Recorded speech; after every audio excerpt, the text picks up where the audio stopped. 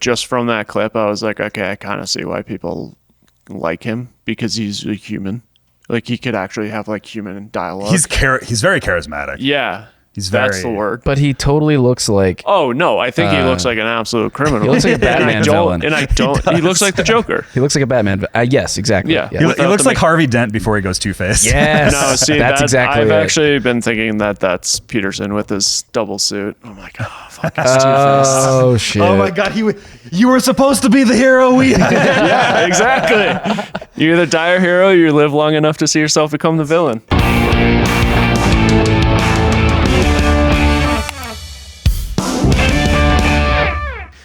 Hey everybody, welcome back to Human Reaction, your weekly source for independent commentary on cultural news and politics, where it's always our mission to give you the tools you need to cut through media misdirection and resist the mono-narrative.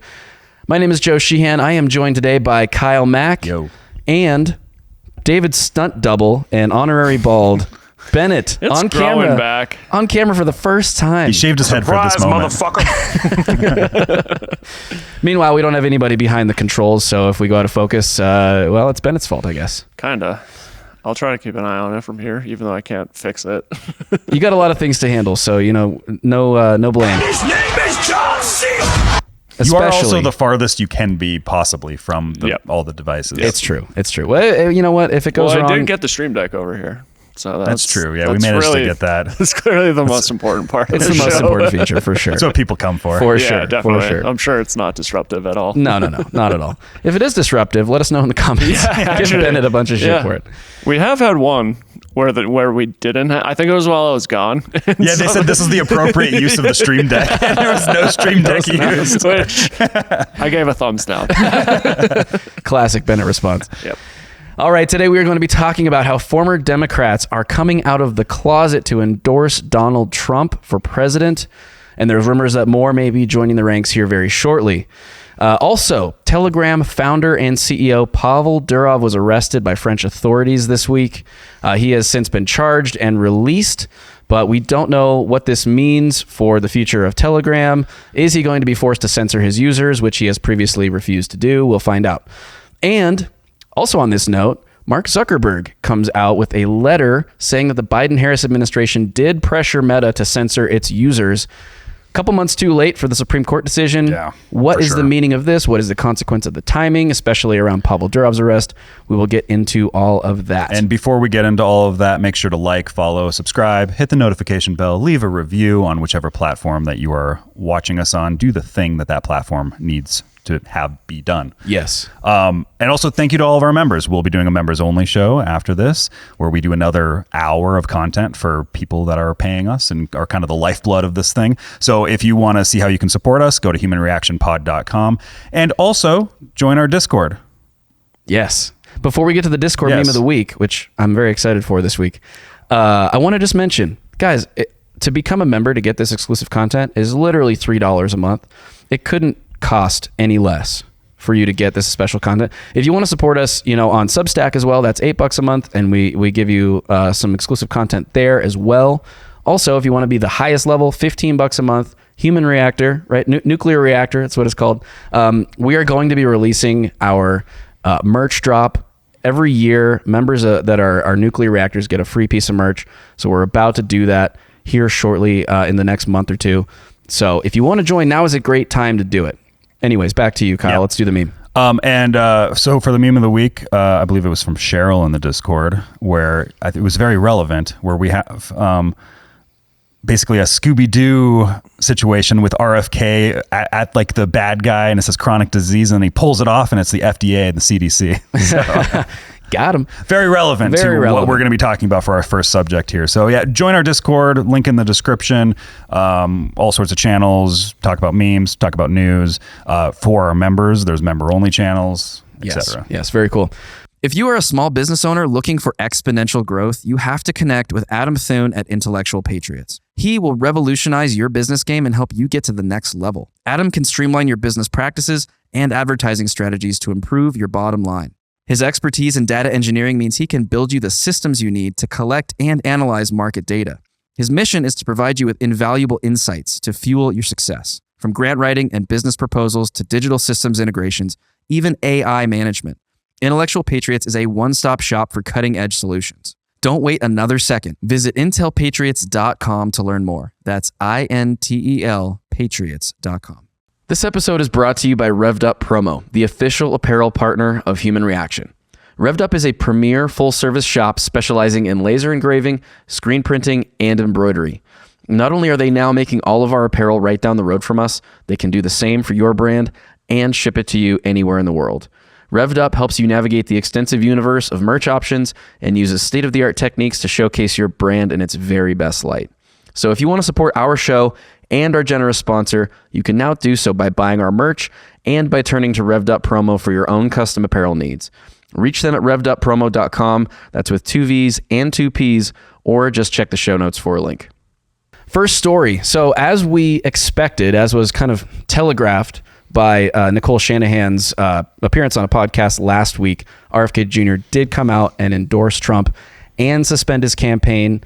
He agreed to pull himself off of the ballot in all of the swing states, or he didn't agree to, but he decided to within his campaign, pull himself all swing state ballots so that he wouldn't have a negative impact on the Trump campaign.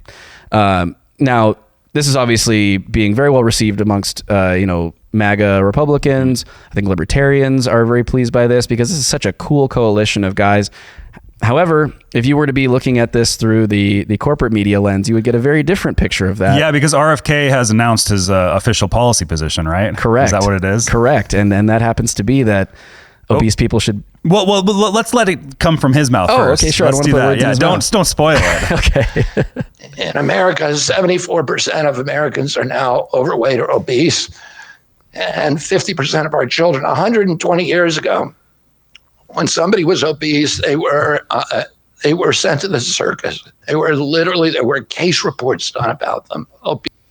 So RFK Jr., if Trump is elected, RFK Jr. will send all obese people back to the circus, is what we're That'd hearing. be the biggest circus in more ways than one. Yes, true.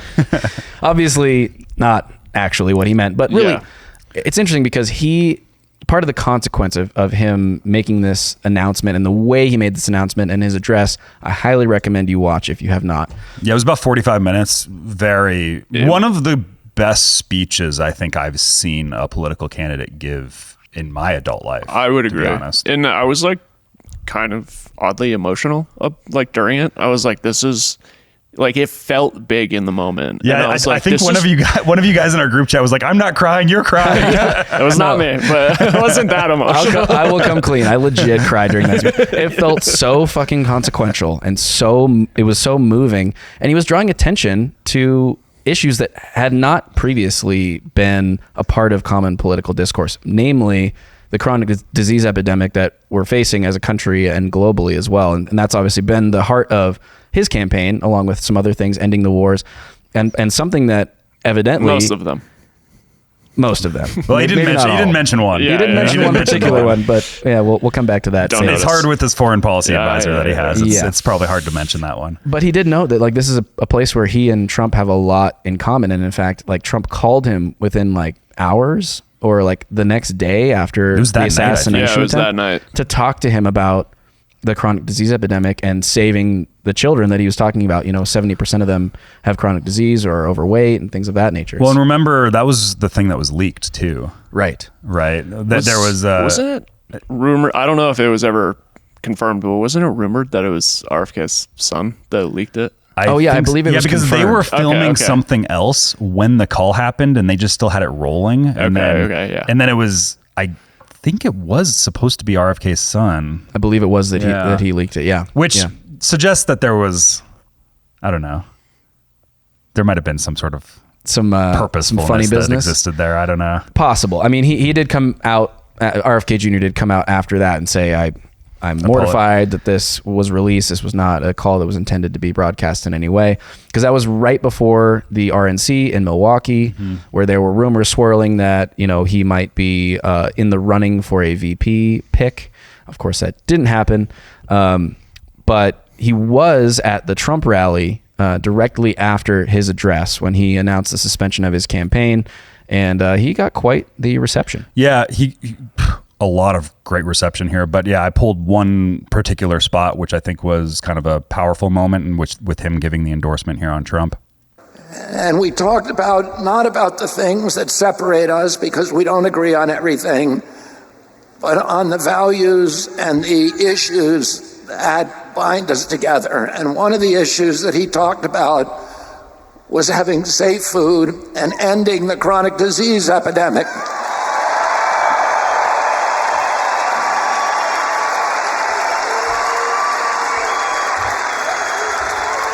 Our children are now the unhealthiest, sickest children in the world.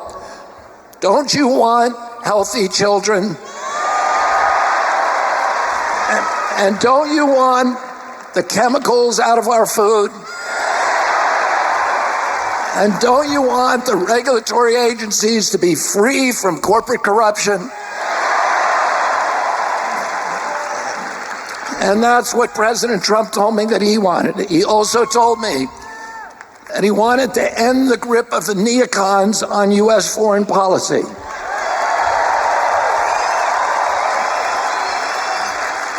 He said he didn't want any more $200 billion wars in Ukraine, that we could use that money back here in the United States.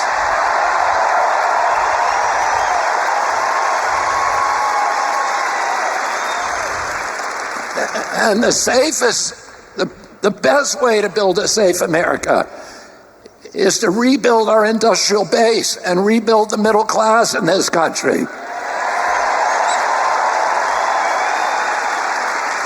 And don't you want a president who's going to get us out of the wars and who's going to rebuild the middle class in this country?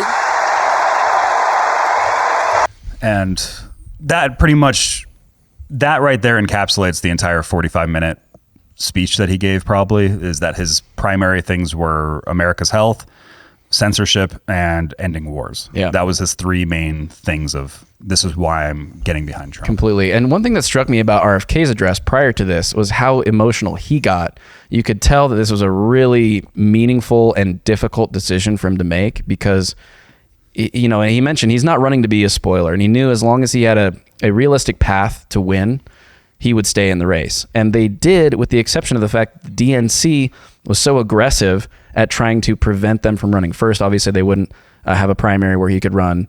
And then once they were going about gathering the signatures to get on ballots in all 50 states, which they did, the DNC lodged court cases against them, lawsuits, to prevent them from being on the ballot, which they were successful in getting him off the ballot in New York.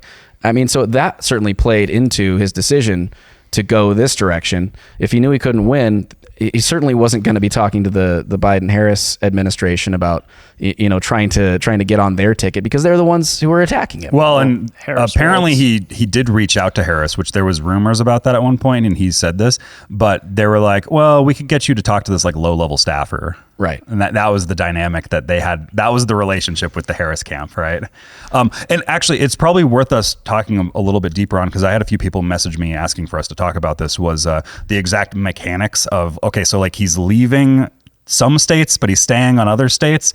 And that's the big thing. That was the agreement, is there's 10 battleground states where he is trying to remove himself, which we'll get into as well, where he would have been probably a spoiler, and it could have been Kamala that took those over Trump because of him being in the race. Their polling showed that he was polling more from Trump than it was from Biden, Harris. Right. Both, really. Which is interesting. And before we get into the why he's trying and not necessarily succeeding, this to me speaks to this fundamental political realignment that we're witnessing, right? We have a former Democrat, a Kennedy, endorsing a Republican. It's such an unprecedented thing. It's an unprecedented time for what's going on politically in our country, where we have this allegiance of political figures and voters who are going a completely different direction from the typical right-left paradigm that we're used to operating on. And we were talking about this before the show. It feels like it's starting to operate on a different axis. If you've ever taken the political compass quiz, you've got Republican, Democrat, and then you've got libertarian and authoritarian on various right, axes. left, not Republican, X-axis and Y-axis, right? And it seems like we're witnessing this sort of pivot from focusing on Republican versus Democrat to focusing more on the ideals of libertarianism or authoritarianism, or sort of, as we put it, the ideas of populism, of people having the voice in government and control over their government, versus a technocratic elite having control over their government. And obviously characters like RFK Jr., Tulsi Gabbard, and other Democrats who have left the party are more aligning on that spectrum, as opposed to worrying so much about partisan affiliations at this point. Yeah, completely. And I think there's something about that. There's this aversion that certain types have towards this idea of populism, and people like RFK, people like Trump, they pull this. You have Bernie Sanders back in the past, where there's like this strange alignment with the Bernie Sanders camp. After Bernie got left out, kind of went towards Trump in the 2016 election. So you even have that, which doesn't really make sense on classical ways of viewing right versus left politics. You're like, okay, Bernie Sanders, the democratic socialist, going towards like the capitalist, that's strange, right? That doesn't make sense. But when you're looking at it through a different paradigm, you're like, oh, people are having different values here. It's not the typical right-left spectrum that we've been come to know. Right? And it's illuminated too by the way that RFK refers to this consolidation of neocon and corporate control. You can really tell he's messaging to the left on this, right? Saying this isn't a neoconservative movement. This is not like a Republican party that you would say George Bush was a figurehead of, right? It's a very different party. It's a very different movement. It's almost not even like a recognizable necessarily as Republican, because it's crossing so many different boundaries that you would previously have ascribed to Republican versus Democrat politics 10 to 20 years ago. And honestly, I wonder, what do you guys think? How are RFK's voters going to receive this idea of voting for Trump because RFK Jr. is now a part of this campaign? I think there's going to be a lot of crossover. I think there's going to be the holdouts that, and you're always going to have that. There's going to be a certain percentage that is like, no matter what, and it only really matters in those 10 states because, like I was saying, the RFK is still technically on the ballot and staying in the race in states where the spoiler thing doesn't really matter. Right. Deep blue, deep red. And part of that is for the future, where if he can get 5% of the vote, they get official party status and they don't have to do all this ballot stuff that he's had to do here. I'm sure makes it they'll so much easier. Change the rules again, though. In Probably 4 years. Probably. We'll be honest, they'll change it again. Yeah. Right? Like they'll do whatever they can to not have a third party. A major third party. Oh, absolutely. Well, looking at this, like you can see the reaction even just through the week since this announcement was made last Friday. There have been so many things rolled out by the corporate press, by the DNC, to try to marginalize RFK in this moment, to try to marginalize the significance of this, because I think they're recognizing, they should be, they're losing their grip on control here. And that to me is like the major identifier is like the DNC wants to maintain this tight grip, and not just the DNC, but like sort of the blob, right? Wants to maintain their control over the political process in this country, and they're losing it because of this. Well, I don't know. Daily Mail hit some hard-hitting journalism here. Less than 12 hours after Donald Trump, or after the endorsement of Donald Trump, RFK Jr. was accused of being a cocaine dealer at Harvard University while he was in college. Which he's also been very open about. Yes. About his he's sober now, all this stuff, right? Yeah. Like this isn't new. This isn't new. It's not new to people that are aware of RFK Jr.'s arc through this political cycle, but it is new, unfortunately, to all of these Democrats who are now going, wait. Kennedy just endorsed Trump. Who is this guy? And then also, he's the black sheep of the family. Don't pay attention to him. Right. Yeah. And you had his own loony one. He is the loony one. And you had his own family, members of his own family, admittedly, he has a very large family, come out and make a statement saying, we denounce RFK Jr. We think he's, doing the wrong thing, and his father and uncle would not appreciate this. I think it was his sister. So it was. So she was saying, but it was signed by a number of Kennedys I think she wrote it, and she was basically saying, oh yeah, I guess here I have it right here. Yeah, there we go. So coming from Kerry Kennedy, who I believe is a sister. She has RFK in her handle. So, statement on Robert F. Kennedy Jr.'s announcement today. We want an America filled with hope and bound together by a shared vision of a brighter future, a future defined by individual freedom, economic promise, and national pride. A lot of jargon words there. We believe in Harris and Walz. Our brother Bobby's decision to endorse Trump today is a betrayal of the values that our father and our family hold most dear. It is a sad ending to a sad story. You have Kathleen Kennedy, Courtney Kennedy, Carrie Kennedy, Chris Kennedy, and Rory Kennedy. I don't know which Kennedys those are, but I believe one of them is still a Massachusetts state representative of some kind. Yeah, I don't know if he's a state representative or if he's actually in the House of Representatives, but he's some political figure, and he actually looks a lot like JFK. I mean, to me, this just feels a lot like partisan Democrats trying to stop the bleeding of this, right? Because they don't. The last thing they want is for more partisan Democrats to take a serious look at this ticket and go, maybe there's more to this than I was previously thinking. Because how on earth would this ever happen in a normal political environment? Well, and it's also, there's a lot of Kennedys too. True. So you have Kennedys like that work. Yeah, you have Kennedys that work for Biden directly, and they're also part of the like philanthropy circuit of all these like foundations and all this stuff, right? Carrie is one of those. She's part of something like that.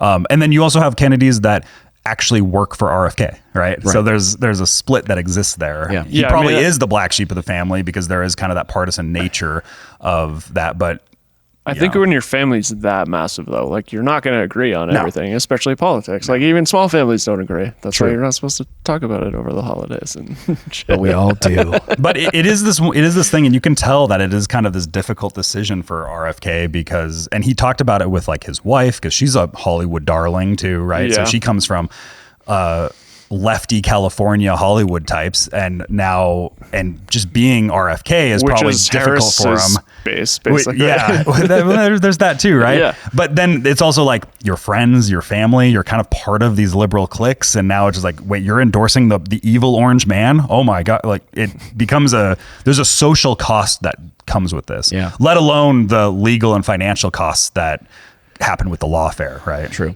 Yeah. And sorry, just to hit on another thing about the lawfare, which has been talked about by both him and Shanahan, was saying like it got to a point where he couldn't even go out and on the campaign trail anymore because he was spending most of his time in court. Yeah. And a ton of money. Yeah.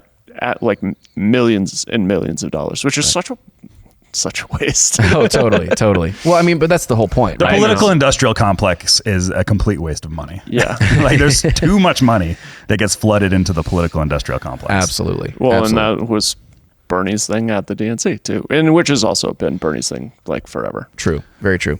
Yeah. But it's interesting to me, despite the fact that sort of like the star power maybe in Hollywood is still on the left, like, there's only so much that they can do to sort of cover up the imbalance of cultural momentum that exists here that I'm perceiving. And full disclaimer, maybe I'm in an echo chamber, but like I don't know if you guys saw the clip of Ben Stiller at the DNC, and No. some random citizen journalist caught him for a quick statement, and he's talking in a very, very low energy tone about how excited he is about Harrison Walz, and there's so much energy here, and I was just like, And that's an actor. wow, like you're paid to convince me. He can't even act that. He can't.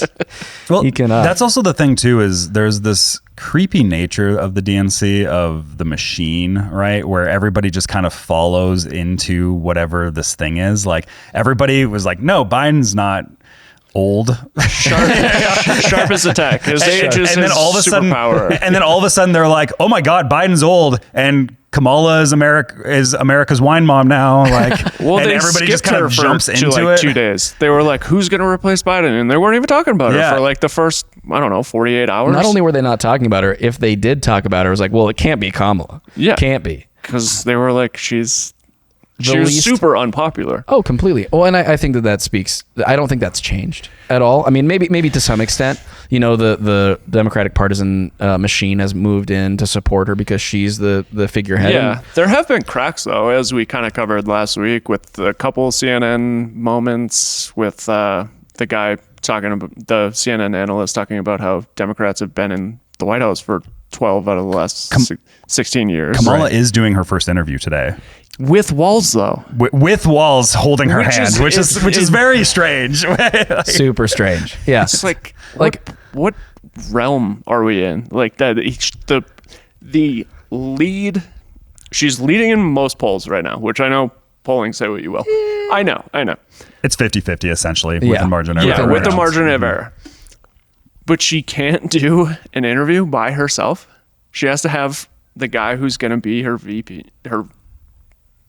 You can't. I mean, like somebody posed this, right? Like, can you picture Tulsi Gabbard showing up to an interview with like her running mate, like with her to like hold her hand? Like, of course not. Can you picture Trump just like bringing JD Vance along? Well, because there has been an interview that he was with JD Vance on before, but he also does all these other interviews. He's also been doing a shitload of podcasts, long form. Like that's the thing is, this is the first thing from her, and part of the commentary, like RFK said this, Trump says this, is that she won't even do an interview. It's been how many weeks now, and she has not even really gone to the public outside of scripted environments. And the interview's with CNN, isn't it?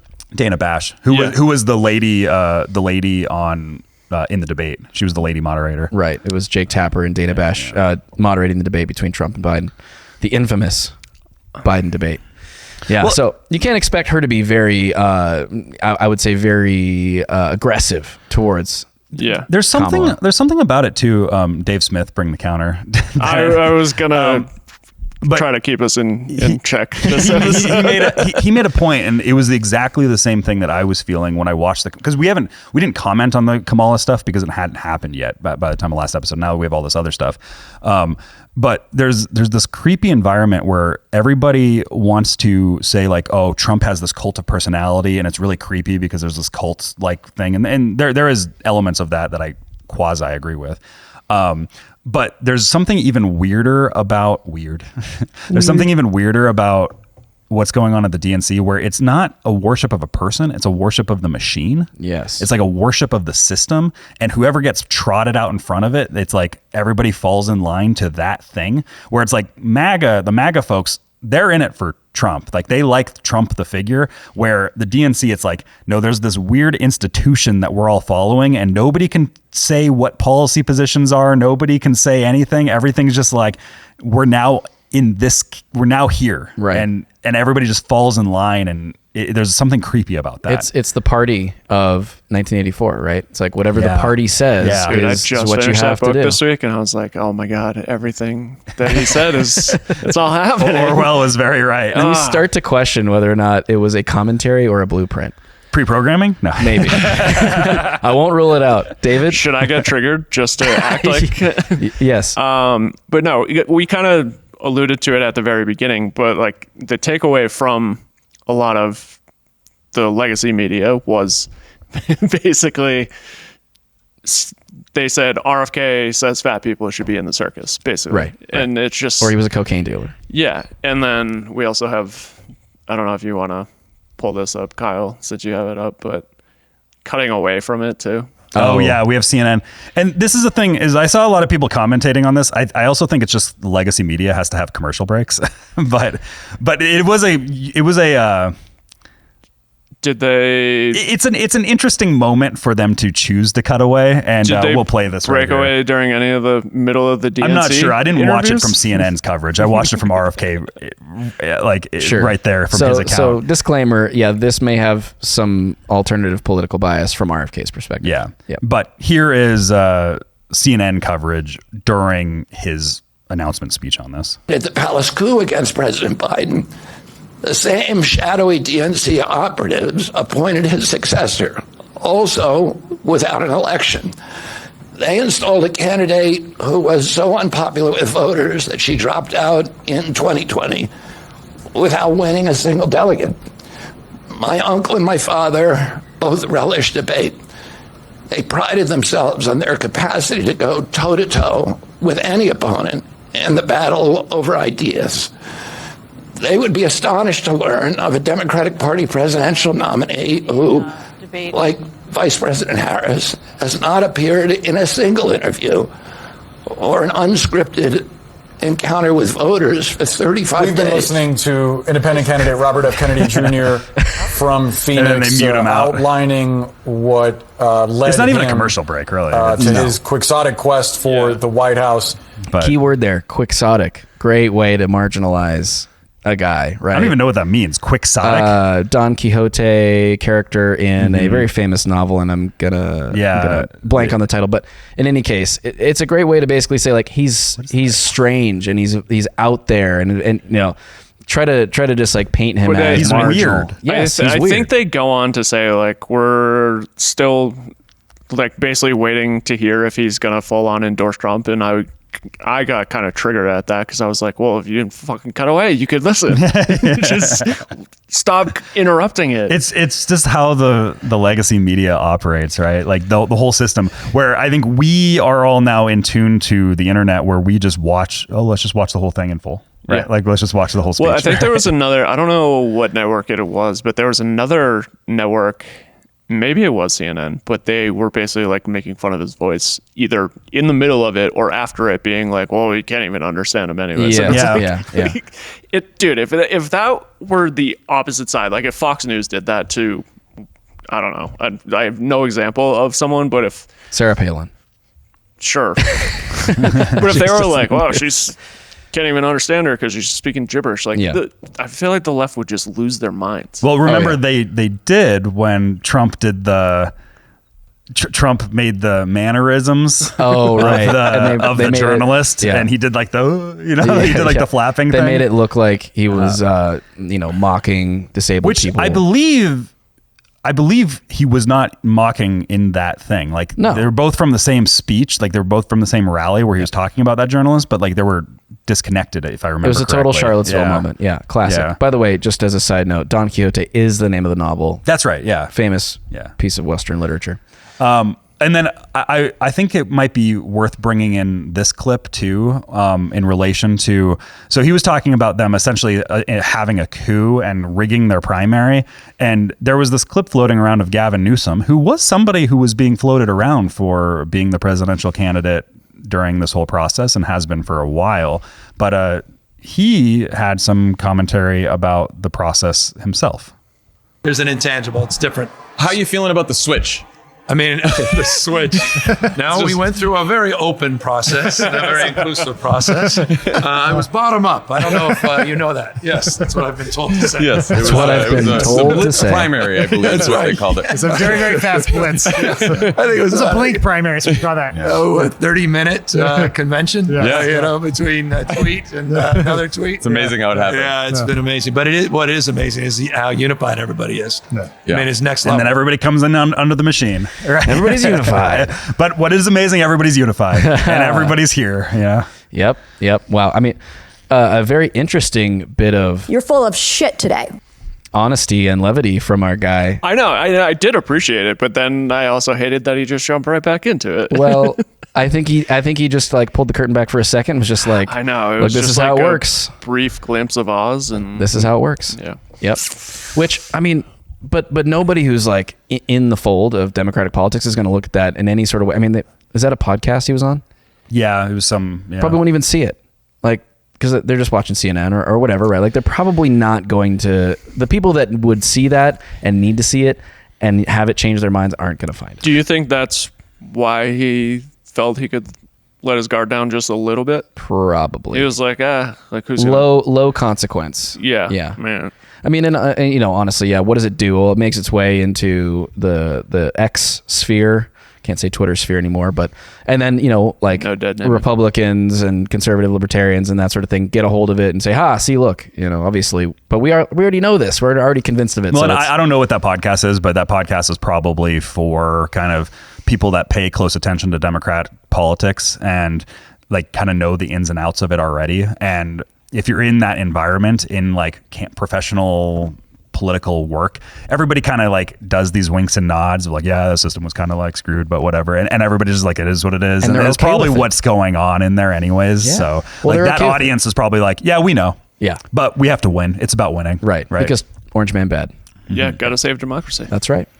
even at the expense of democracy itself. Let's jump to there was another big endorsement that happened this week. Wonder Woman which was Wonder Woman herself.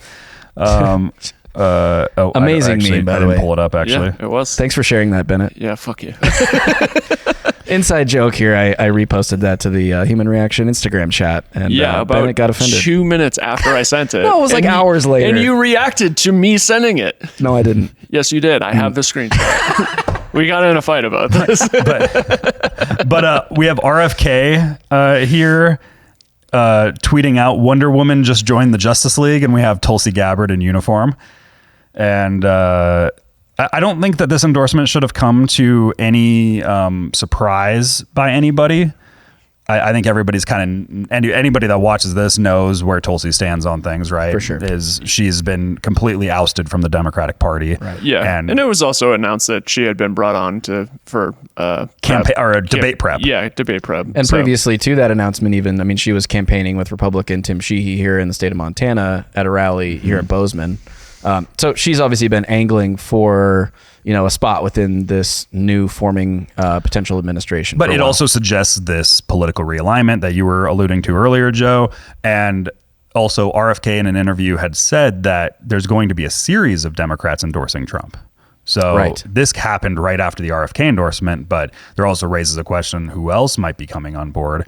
And because there's a lot of these Democratic dissidents, and a lot of it falls into Tulsi's main issue, which is foreign policy. That's her biggest issue. I don't think she really cares that much about the other typical left-wing types of issues, but the left, when she was growing up into politics, was always kind of the anti-war party, and now that has shifted, where the Republicans and the America First movement are the anti-war party to the extent now. Right. So it makes sense there's a realignment. Has she heard of Defend the Guard Act? She's endorsed it, I believe. Okay, sweet. RFK and Tulsi. I did know RFK and Tulsi have both endorsed it. So sweet. Again, kind of goes into for our boy Liam is we're probably going to end up seeing a Donald Trump endorsement of Defend the Guard Act. I would not be surprised by this. It almost felt like it was going to arrive at one of the prior rallies that I haven't seen. Well, I mean, clips from. wasn't this at a National Guard? This was a National Guard Association. Yeah. That would have been a great place to do it. Really would have been the place to do it. Would have. Yes. But here's a little moment from her speech on this. Donald Trump is just right off to the side here, but here's her talking. So I mean what I say when I share with you that I know that President Trump understands the grave responsibility that a president and commander-in-chief bears for every single one of our lives. Whether you're a soldier, you're an airman, a Marine, sailor, or a coastie, he keeps us in his heart in the decisions that he makes. We saw this through his first term in the presidency, when he not only didn't start any new wars, he took action to de-escalate and prevent wars. He exercised the courage that we expect from our commander-in-chief in exhausting all measures of diplomacy, having the courage to meet with adversaries, dictators, allies, and partners alike in the pursuit of peace, seeing war as a last resort. The truth is, as we head towards our decision as a country in November, the same cannot be said about Kamala Harris. In fact, the opposite is true, and we're living through this reality today as this administration has us facing multiple wars on multiple fronts and regions around the world, and closer to the brink of nuclear war than we ever have been before. This is one of the main reasons why I'm committed to doing all that I can to send President Trump back to the White House, where he can once again serve us as our commander-in-chief.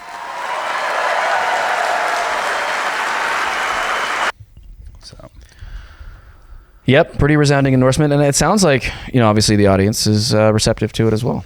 Mm-hmm. Yeah. Well, and part of the big coalition here that's happening, this is really powerful for Trump, because you have a lot of people in the Democratic Party that are just like, man, I feel like the party's left me. Yeah. But I gotta keep voting with the party. Well, I think right? it's this tribal thing, right? If you don't feel like you have cover, then how can you step outside of your tribe, lest you be ostracized from your community? I mean, that's, like we've talked about this before, one of the most basic human instinctive things is to stick to the tribe, right? And so, like, with Democrats like Tulsi, And with RFK Jr. stepping away from the party and then stepping into this one, it could provide more cover for more party Democrats to say, you know what, actually, I'm with them on this. This doesn't represent me, and I don't want this future for my kids. Tulsi's also an interesting figure too, because I've always believed that Tulsi was being groomed by the DNC to be kind of this next Obama. Well, she was a young global leader with World Economic Forum. Yeah, she was. Well. Yeah. Was she the vice DNC chair? She was the vice chair under Debbie Wasserman Schultz when the 2016 stuff was happening with the primaries and all the WikiLeaks stuff and everything. But she was kind of, I think that she was supposed to be the Kamala Harris in the future, which is, there's an irony there of Tulsi taking down Kamala in 2020 and being really the nail in the coffin before primaries even really got rolling on that. But like, she could have been that person, but she's this person where she actually cares about the foreign policy stuff that she is kind of at the base of, and everybody else was just giving lip service to it, it seems like. And there's like, no, yeah, you keep saying those words like they're good words, but like, we're gonna keep doing these bombing campaigns over here. Like, I think there's a lot of that's going on. Yeah. Whereas like, oh no, she's like an actual believer, where if she would have been just kind of the quasi, you know, say the things that she needs to say and keeps getting the power and keeps working up the ladder, I think that she would be very high up in the Democratic world right now, and possibly in that VP spot. Like, just hindsight looking back over the last 8 years or so. Just got to throw those principles to the curb, and then there you go. The whole world opens up to you within the Democratic establishment. And this is what gives me respect for, you know, like the Shanahan, RFK, Tulsi. And I'll put another tally down, but on the Dave Smith Shanahan podcast this week, he does say, you know, they like, none of them need to do this. Like, they could have all just kept doing what they were doing and living in comfort. Like, it's like, this has brought them nothing but, I guess, harm, for a lack of. And like, you know, financial as well. I mean, Nicole Shanahan talked about how much money this has cost. Obviously, you know, she kind of, I don't want to disparage her in this sense, but she kind of like bought her spot as VP with RFK Jr. by bringing money to the campaign. And so that's a huge expense that they're now seeing get squandered, as you mentioned, in all these court cases that they're mired in. That was the thing on the Shanahan episode too with Dave, was them talking about, like, she has these issues that she really cares about, and a lot of it is the healthy food, organic farming, all this type of stuff, or regenerative farming. And you know, she's been in the Democratic Party for so long, and she's trying to, with somebody with a lot of money, she's trying to come in and be like, I would like to talk with the people that I need to talk to about these issues, and be like, hey, what are the long-term plans for these issues? And she just gets met with like, well, you can have a car ride with Obama for $150,000. Right? It's like, well, no, that's not no. Well, I mean, this actually points to something interesting that RFK mentioned in his appearance on Tucker's show, which is how the left has sort of commoditized the environmental movement in the form of like focusing so heavily on carbon and losing track of the origins of the environmental movement, which was to just have clean water and air and focus on having a healthy environment that we can all enjoy, and sort of the more spiritual connection that people have to nature, right? To being outside and to experiencing wildlife and all those things. And now sort of the torchbearers of that movement have really become, and have been for a long time, sort of conservationists within, you know, outdoor sports, hunting, fishing, you know, predominantly right-leaning individuals. And you see this sort of like this new health movement that is now being championed by RFK Jr. and Nicole Shanahan and others, has been sort of this subculture of the red-pilled political space, right? With the focus on, you know, the harms from seed oils, or, you know, eating a carnivore diet or working out. Like, all these things have sort of become labeled as like alt-right by the left, right? Like these things that should be marginalized. And now you have, how dare you be healthy, right? And now you have these issues being brought to the forefront, more so, not just by that sort of like red-pilled X-sphere space, but by Democrats, by former Democrats. So that's kind of a cool thing that, okay, those are actually, those things are being cemented inside of this movement, which I love to see personally. There is a strange, and this might be too esoteric maybe, but there is a strange thing where the political lines seem to be, and this is just going to be like, you're just taking one side and you're just derogatory towards the other side. There's kind of this like cult of life that exists, and then like there's this death culty nature that exists. Like there's two dynamics that exist there where you're talking about being healthy. You're talking about like there's this what's the word? I'm losing sense of the philosophical term. The antinatalism. Yes. There's an antinatalism that exists on the left right now. And which is essentially that there's too many people on the planet. We gotta population control. We gotta sterilize. We have to prevent people from having too many kids, and we gotta have. And then there's the opposite of that on this side where this coalition is forming, which is there's just an interesting dynamic there. Yeah, it's a powerful dichotomy between pro-human and anti-human at prioritizing Mother Gaia, as we sometimes refer to, nature, the planet, the climate, whatever. That has taken priority on the left, whereas making a good life for humans has taken priority on the right, but not to the detriment of the environment. It's like, let's make the environment great because we want to have a great life for people, right? Yeah, it's a strange thing because Nietzsche said this in the 1800s, is that it was going to devolve into a cult of life affirmation versus a death cult. That's where he saw the West leading towards, and he was like, that's almost 200 years ago. And you're like, yeah, Pretty we're kind of there. We're kind of there. Right? We're kind of there.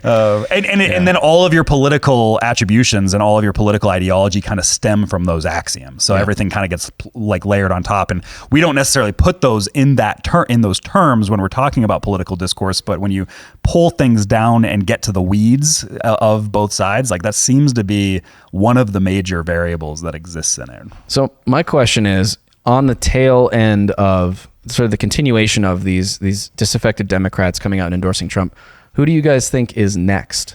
Who are we going to see come out and I can't support? think of from the political. That's what I was trying to think about it when you referenced it earlier, and I was like, who? These are the two big ones that make the most sense. From the political class. Yeah. Howard Dean up next. Yep. I could see people in the commentariat class, because there's a lot of these dissident commentators, but their endorsements don't necessarily matter, and they've already been very vocally kind of supportive in a sense. I wouldn't say they don't matter though. I mean, just the same as Hollywood coming out and endorsing Kamala. I do think it makes sense for imagine Joe Rogan coming out and endorsing this ticket. He's got to do an interview with Trump at some point, right? I mean, we've all been kind of waiting for it to happen, right? Trump's doing all the other interviews. He's doing them like Lex Friedman next week. Right. I do wonder if it'd be kind of cool if someone major in Hollywood. I mean, I know this wouldn't happen because of how close he is with Obama, but if Clooney or something, like Brad Pitt, let's say Brad Pitt, because he's also close with Clooney. If he did come out, there's someone like that. T Swift, Mark Wahlberg. T Swift does it. T-Swift. So I know she's singing too much about the patriarchy right now, so I'm kind of doubtful on that one. I wouldn't get your hopes up for a real Swifties for Trump endorsement. I know. Well, there was some really far-fetched rumor that she told her manager to screw off, and there was no context there, but the claim was that she could be coming out to endorse Trump. She's had problems with George Soros and people like that in the past. Right, because he bought her catalog, right? Yeah. I mean, I don't know. It really depends on how much this is her decision, and if she does have those values, how much she's allowed to espouse them versus the people around her. She doesn't. Which, as we know about Hollywood, handlers are real, right? Yeah, just look at Kanye, for example. Yeah. But anyways, it'll be interesting to see what the trickle effect is of this in the coming weeks as we get closer to election day. So besides the media, what is other reactions to RFK with the ballots? Like why? Oh yeah, we didn't get into that. Yeah, we didn't talk about that. Oh at all. yeah, That's I kind of lost it. Kind of a big part of this. It is a big part of it. Here, we'll quick showcase that. Here is that's one of the dynamics. Here is I was preparing our next story. So what we have here is Michigan and Wisconsin. There's in their processes, the Secretary of State of Michigan has essentially said that no, we can't remove RFK from the ballot. Yeah, you can't go. You can't. You have to stay on the ballot. Funny enough, that same Secretary of State put a lot of effort in removing Cornel West from the ballot. Yeah, right, because he's detrimental to Democrats more so than Republicans. So there's that dynamic. Overt partisanship at play here. Don't be suspicious. Don't be we have This goes well beyond suspicion. This is just overt. Yeah, like there's no like you couldn't be any less subtle. No, but I think subtlety went out the window for the Democrats Yeah, like a while ago. They don't need it, like at least for their base. Clearly, at least they feel you they have to don't believe need in the machine. And actually, we'll get into that a little bit with some of the Pavel Telegram arrest and some of the Zuckerberg stuff, because I think there's a theme that exists there as well. I think I saw or heard, might have been this morning or yesterday, North Carolina and Nevada also not taking them off. I haven't heard that yet, but I wouldn't be surprised. Well, because here's Wisconsin. Their Wisconsin Elections Commission just voted 5-1 to keep RFK's name on the ballot against his will. Right. Well, I think I heard this, and I don't know. I feel like there's probably other ways out of this, but it's like the deadline to get off has passed or whatever. But what if he just totally dropped out now at this point, like in like all 50, which I don't think he will. But if he did that, then I think do they have to? I don't know the specifics of that, and that's a really good question. And that will probably be where the RFK Jr. camp has to do the calculus on. Are we staying in to get the 5%? And then that just would really hurt their future plans. It would. I think really what it says is if this is the way it has to be, if the Secretary of State's office in these various states has the power to do this unilaterally, which at least in these two it seems like they do. Every state has a different election process. Then it will really just come down to RFK Jr.'s ability to communicate to his base why they should support Trump in those battleground states. He has to rally with them in those states. He does do that. He does. It'll just mean more campaign work. But fortunately, I suppose that the fact that he's no longer really beholden to fighting these ballot access cases means he does have the time and the resources to do that campaigning. And now he's under the Trump banner, so they have access to all that funding as well. This wasn't in the notes, and I don't know if either of you know it off the top of your head, but how many states, besides New York, how many states was he being sued in to get removed from the ballots? I only know of New York personally. I thought there was more. I thought there was like a few. New York was a big one too, because Trump actually has a lot of sway in New York, and that is such a Democratic stronghold that if that went for Trump, that would have been crazy. Yeah. But and it's also one of these things where RFK does pull more from Trump, and it's like they are just realizing it now after this endorsement. Like that's also the funny thing about it. I don't think it's a realization. I think that's kind of always been understood. Mm-hmm. Like at least personally, like I know that a lot of RFK's passionate base does come in the post-COVID era as he was sounding the alarm on these health freedom issues, which were pulling, like a lot of conservatives and Republicans were upset with the way that Trump handled the Operation pandemic and everything. And not just that, but like, you know, just kind of supporting lockdowns, not acknowledging the failures that occurred during his administration. The money that was printed for that. He's still touting right. Like, so I think it was a win. I think there's a lot of people who are sort of independent-minded, libertarians, Republicans alike, that were on board with RFK from the start because of that specifically. So it'll be a mission, and it might have to be something that Trump says to sort of, you know, correct the record there, apologize in some way to bring some of those people back. It's something where, like, if Trump was better on those specific things, they would not be RFK voters. Correct. Right? They would be Trump voters. Correct. Yeah. Mm-hmm. So the question is, how much humility will Trump have in the effort to bring those people back through? The one area that he has had humility on has been him talking about his own appointments and how disastrous a lot of those appointments are. I've been surprised by how much humility he's had on those, because that's, to me, the biggest problem that I had with Trump in his first 4 years is those initial appointments that he had. And then even when he fired people, he just brought on worse people. Like it was awful, right? And now he's proven to me that I think he does have the correct people in mind, or at least a lot of them, and he's courting the correct people. So like that's an area where he has been humble, which is something that you're not used to seeing with Trump sometimes, right? And it gives me at least a glimmer of hope that he might be able to say, hey, look, maybe I was misled or lied to, right? I mean, like that's sort of the theme of, I think, of his failings in his first administration was he just had the wrong people around him. He was getting the wrong advice. He had generals lying to him about troop movements in Syria and elsewhere. That one was another thing is RFK did say that he's part of the transition team. So he's part of a lot of this. That I forgot about that. Yeah, that makes me feel a lot better. But I am still a little hesitant. Like if he wins, he could just not do what he says. So I mean, it's just, that's a fact with any politician. Like, I and know, we I do know. have to keep ourselves at arm's length on that, and just know, like, look, we're trusting campaign promises. Well, and here. also remember, like, appointees have to go through the Senate.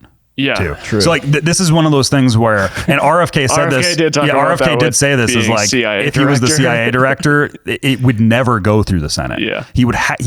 RFK would have to do something else. That was pretty because funny. yeah, the Marco Rubios, the people that are captured by the intel agencies, they're not going to let that happen. Right. Right. Well, and it does place a lot more significance on the down ballot races this election cycle if the Republicans are able to claim the Senate. Then potentially, and with neocons notwithstanding, because I think there will be a lot of resistance even within the Republican Party, there's a better chance at least that Trump has more leeway getting his appointments through a Republican-controlled Senate as opposed to what we currently have. Yeah. So yeah. Anyways, hopefully RFK is able to. I hope these states get overruled. I don't know what would go into this. Sorry to keep delaying this subject. It's a really good question. Like, does this go to the Supreme Court? Is this in line with like Trump, with like Colorado and Maine trying to take Trump off the ballot? Like how does this work? That's a really good question. I guess it comes down to the calculation of how much is it worth fighting those fights versus just trying to win the hearts and minds, so to speak, and campaigning more powerfully to convince his followers to do what he wants them to do instead of depriving them of that choice of voting for him on those ballots, which, I mean, I would honestly rather see him convince people, because I think that he does have a lot of gravitas and a lot of ability. He also said he's going to be rallying in these states with Trump. Right. So I think that's probably the track that they take, and less of the lawfare track, because I don't think that you can have a lot of confidence in the court system to rule against the political class right now. I mean, it would have to go to the Supreme Court, and is there enough time for that to happen between now and November? I just don't think that's probable. That's part of the problem with the process itself, is it takes forever for these things to go through, and by the time they go through, it's too late. Right. Yep. So let's move on to Pavel Durov. I always forget his name. You sound like David over there. Pavel Durov. Pavel. He was arrested in France. Who is he? He is the CEO of Telegram. What is Telegram? I actually recommend people, his interview with Tucker from a few months ago was really good. And if you want to understand kind of the tech censorship stuff, very useful to listen to that one. Telegram there's kind of three major end-to-end encrypted communications apps, which privacy, like nuts and bolts of it, they're private communications for like private text messages, private phone calls, that type of stuff. File sharing as well. Telegram, Signal, and WhatsApp. WhatsApp is owned by Meta, so it's a Zuckerberg thing. Signal is owned by the Signal Foundation, which is a 501c3 that is probably a CIA front group. And then Telegram is owned by this guy. And he is a former Russian who left Russia. He famously gave Putin the middle finger because Russia was trying to get involved in Telegram and get back-end stuff to be able to break the end-to-end encryption. And then he moved to the United States, stayed here for a while, ultimately decided to leave and go to Dubai, where he is currently residing. And that is where Telegram operates, as out of Dubai. So he was flying out to France, to Paris. Allegedly, it seems like it was actually to dine with Macron. That apparently is what was happening. And he was going with his 24-year-old Azerbaijani crypto influencer girlfriend, who has now also seems to have disappeared. Her family doesn't know where she is. Oh. So there's that stuff. I don't know what that results in, but there's just another like strange variable that exists there. Yep. Beware of crypto influencer girlfriends. Especially if they're Australian. Yeah, that is from the skiff. If you know, I made a comment about that in the skiff. But yeah, so he has been given a list of charges. And I think it would be wise for us to go through these, because it kind of explains here what these big problems are. Complicity. Webmastering an online platform in order to enable an illegal transaction in organized group. Refusal to communicate at the request of competent authorities information or documents necessary for carrying out and operating interceptions allowed by law. Complicity, possessing pornographic images of minors. Now this would be allowing the sharing of or having them on his servers. That's the big thing with all of these is the primary thing on all of this is that Telegram does not have sufficient content moderation policies that comply with French law.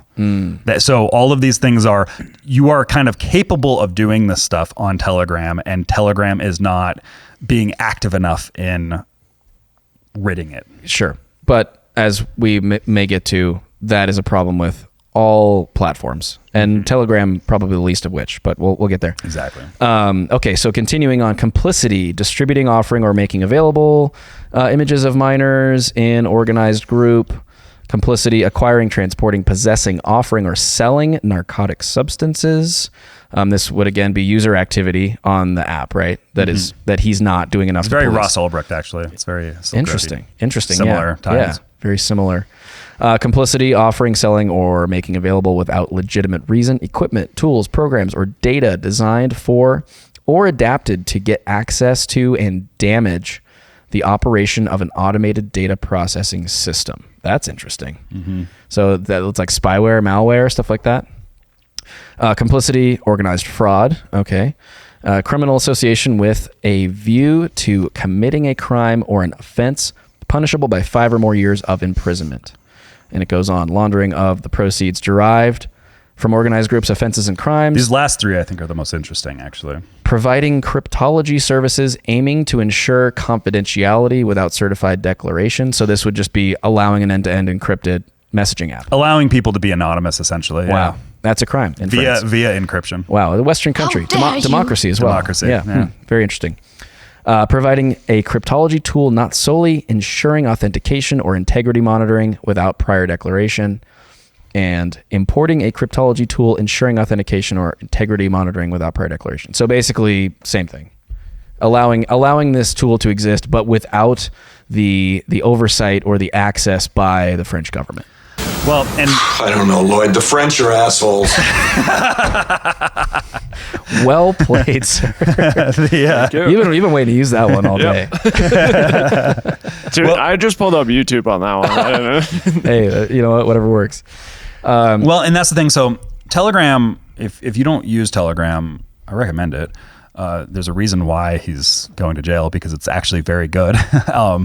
The Telegram has 1 billion users around the world. So that's a lot of people. Yeah. How many people are there? 7 going on 8? I think it's 8. That reminds me of Theo Von in the Trump interview. He said, Trump's just like, I have 90,000 followers on there. He's just like, man, that's like almost all the people. How many people are there? Theo, such a ridiculous interview. I can't even believe that happened. But yeah, so there's 1 billion users on here, and I think there starts to raise some questions here of like, why is he being charged right now? I think that's an important question. Timing, very interesting. Very interesting timing, especially when we're looking at the election. There's some stuff that we're going to get into here with Mark Zuckerberg, where he just put out a letter to Congress about how he regrets all the censorship practices that they did in 2020 and his various political involvements. He's been kind of pulling back on that stuff. He has now been released, but I believe he can't leave France. I don't know about his movement, but I do know he was charged and released in French court. So he is now free, but not necessarily out of Dodge. Yeah, exactly. Well, and there's a dynamic here too, where they really want to try to hit Telegram with the pornographic images of children, child abuse, that type of stuff. But when we actually look at the numbers, did you see the opening ceremony? Yeah. France doesn't have a whole lot to say about that. They don't have a leg to stand on here. Yeah. When we actually look at the numbers of child abuse images, according to the study, it's Snapchat and Meta that are really the primary ones with the problem here. Snapchat is about 44% of the cases here. Instagram, 12%, Facebook, 9%, WhatsApp, 5%, and WhatsApp is Meta. So like 3 of those in the top 4 are Meta. Right. Yikes, Zuck. Yikes. And Telegram doesn't even appear in the top 8 list here. They're somewhere down below that. Yeah. So less than 3%. Well, yeah, and YouTube is 3%, so it's not like...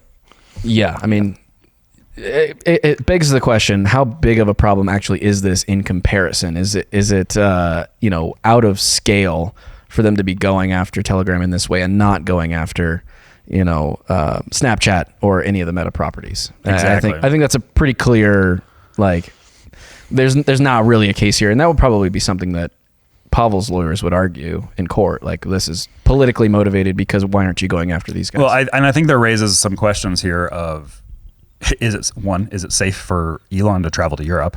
Great question. There raises questions because there comes is X going to experience some major problems in the next few months as we're moving into the election? There also raises questions of Brazil. Why not? Or Brazil. Yeah. That's actually something I didn't even put in here is that there's more Brazil controversy with X where they basically, I think X has to leave within 48 hours or something. Yeah, we can they're going to be competing into that. Get to that. We'll talk about that in the skiff. It'll be our skiff story. Yeah, and we have a video on the channel that's like a short form video that's us talking about the Brazil controversy and how that's all happened in the past. But they're also I lost the last thing I was about going to say. Elon going to Europe and then No, that wasn't it. I lost it. Doesn't matter. Well, I guess there's another piece of this outside of the child abuse images that Mike Benz brought up when he was chatting with Tucker Carlson regarding the fact that the Russian military and like officially the Russian military uses Telegram in order to communicate, share files and things of that nature. And so there could be a lot of incentive, let's say, on the part of Western powers to access the back end of Telegram in order to gain access to the Russian military's communications and things of that nature. Well, there's some background context to this too that's important. So Pavel has said in the past, and he said it on the Tucker interview that he had several months ago, that U.S. intelligence had tried to get in with his engineers. They tried to hire some of his engineers. They tried to kind of get closer in with Telegram as a whole. Telegram is actually a very small operation in comparison to all these other platforms. He keeps it very tight and controlled. Where they basically wanted to get back ends into Telegram so that they could use it to track people and things like that. Right. Like they do with all the other apps. Right. Which then leads you to be like, okay, so all of these other major apps that exist within the United States, you should probably just expect that they have backdoors. Well, I think we already learned that with Signal and Tucker trying to interview Putin. Yep, the NSA got into Tucker's Signal, so that's one that's compromised, right? For the American apparatus. But then there leads into Telegram is primarily the main outlet that our intelligence operations use in fomenting revolutions in other countries, a la Ukraine. Yep. That's also Russia primarily uses Telegram to do all of their back-end communications because it's just that good of an app, right? Apparently. But something that Mike Benz laid out in his interview was that he believed that the United States believes that Pavel has offered a backdoor to Russia since 2001 after a fundraising for Telegram that had happened in 2001, which would be a bit out of character for Pavel because he famously gave Putin in person a middle finger. Which could be propaganda. But that's several years ago. This is like 10 years ago that happened. Sure. So maybe times changed. And what the U.S. State Department would be concerned about is, does Russia now have a backdoor and they can see all of the back channels into what the CIA and the State Department is doing on Telegram in fomenting revolution and organizing things in Ukraine? And is that why Russia is winning the Ukraine war? Not the fact that they have 100 million more people. Not that fact. Yeah. But is it because of intelligence? But there was also the thing, I believe it was Niger, that Russia kind of had some sort of coup against France in Niger. A year ago. Yeah. There was a military coup in Niger, which is a French colony. Yeah. And that is where they get their primary sources of uranium. And France has the biggest nuclear energy facilities in the world. That is like 70% of their energy is nuclear. Yeah. So they think Russia had a backdoor because I believe they were also using Telegram there. But also this would be a thing where if the French believe that he was complicit through Telegram in aiding Russia, that makes Pavel an enemy because he would be complicit in this overtaking of Russia. France has basically been having with all of their colonies in Africa, because that is actually, France is really strangely like the last colonialist nation. Yeah, I think they still have all like these 6 countries. They have all these countries in Africa and like It Western might be way Africa, more. and Russia and China have been like overtaking those. Interesting. But would Russia need a backdoor into the app in order to foment, a revolution via an app? I mean, really, what we're talking about when we say foment a revolution is just disseminate communications, just kind of create channels, put out messaging. I mean, the same things that someone could do on Facebook. I mean, like you don't need to see the code or to have some sort of like secretive backdoor in order to do that piece, right? Well, I don't really know. I've never been on. But Russia also just uses the private channel aspect for their own communications, right? So, well, I was going to say, can they see what, I don't know, say in this example with Nigeria, can they see what the French are saying? I don't know with how a backdoor. I mean, I assume they could get access. I don't know if it's just a messaging app. Is that like Signal, or is it like a social media? It's more than Signal. What happens with the fomenting of revolution idea here is that there are these public channels where there are like one-way channels where you can subscribe to. So you can give out like big newsletters and like things a like bulletin. that. Yeah, you can give out these like big bulletins. Right. And that is one of the primary use cases that is used in like actually you can just sign up for like Ukraine war updates and things like that, and you will see the most atrocious things that are happening in Ukraine on that app. Right? Oh yeah, I'll sign up right now. Same with Israel, Palestine, like that type of stuff. Like that's where a lot of the information passing that is just like, oh my God, Israel's doing some crazy stuff in Palestine. That's where a lot of that happens is in there. Wow. Right. So like there's that public messaging front that is used by like our intel operations, but then there's also just the actual communications and back channels, which are end-to-end encrypted, which are those are then private. So the risk would be, is Russia, if Pavel has actually offered Putin a backdoor, would Russia have the ability to look into the back channel stuff of the end-to-end encryption? Yeah.